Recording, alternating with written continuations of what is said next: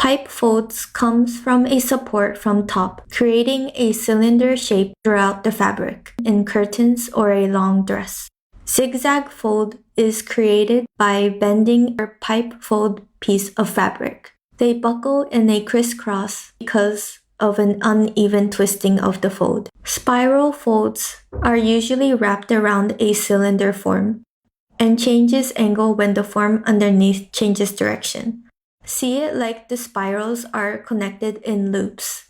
Half lock are folds with sharp changes in direction on a cylinder shape or can appear when the cloth is bunched up and will look like a tear shape. They always occur in the bent side. Diaper fold comes from 2 points of support.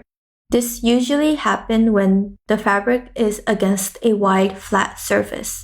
You can see this on a dress or on curtains.